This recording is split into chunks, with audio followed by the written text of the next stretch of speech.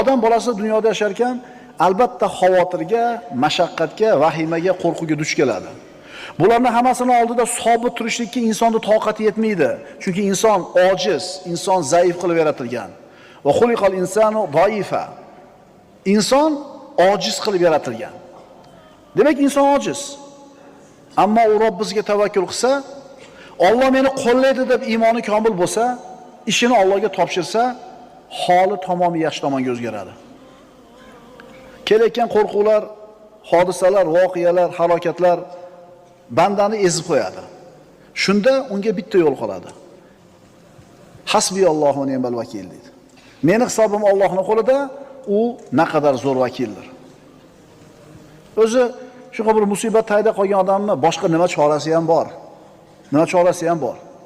Agar birodar haqiqiy mo'min bo'ladigan bo'lsang, yolg'iz o'zini o'ziga suyan.